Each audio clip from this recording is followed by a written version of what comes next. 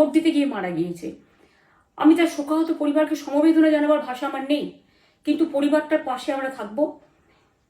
এবং যে তৃণমূল কংগ্রেস কর্মীরা এমনকি সাংবাদিকদেরও মেরেছে, আমি যেখানে ছিলাম ভবানীপুরে চক্রবেড়িয়ায়, আমি বাচ্চাদেরও মেরেছে, মহিলাদেরও মেরেছে, একতরফা মেরেছে।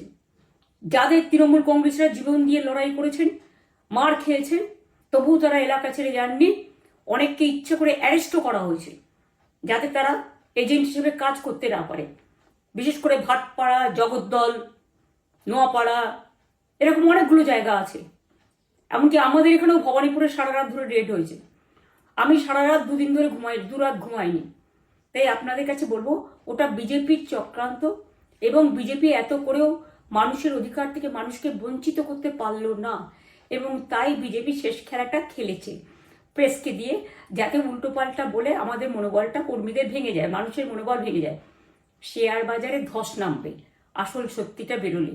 সেই জন্য শেয়ার মার্কেটকে সান্ত্বনা দিতে গিয়ে, এটা আমার কাছে স্পেসিফিক খবর আছে, এইটা করেছে। এবং আমি পরিষ্কার বলছি, 2016তেও সেম জিনিস হয়েছে, 2021এও সেম জিনিস হয়েছে।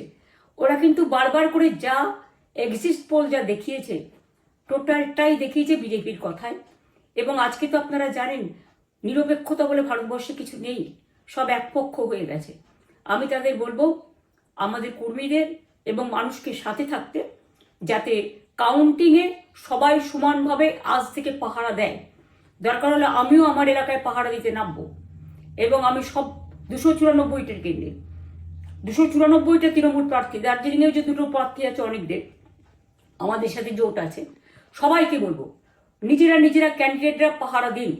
দিনের বেলায় কর্মীদের রাখুন, রাতের বেলায় নিজেরা থাকুন, পাহারা দিন। আমি যদি পাহারা দিতে পারি, আপনারাও পাহারা দিতে পারেন। রাত জাগুন, সকালে এসে অন্য টিমকে হ্যান্ড ওভার করে তবে ঘুমবেন। তার কারণ এই সময় ওরা ইভিএম মেশিন যখন কাউন্টিং হল থেকে, যখন মানে যেখানে স্টোর করা হয়েছে সেখান থেকে যখন কাউন্টিং হলে নিয়ে যাবে, তখন কিন্তু মেশিন বদলে দেওয়ার সম্ভাবনা ওরা প্ল্যান করেছে। সুতরাং নজর রাখতে হবে যাতে কোনো রকম নেগলিজেন্স না হয়। অবহেলা করবেন না। আর কাউন্টিং এমনভাবে করবেন, এমন যোগ্য লোককে দেবেন লাস্ট অবধি। আমি যতক্ষণ প্রেস কনফারেন্স করে না বলবো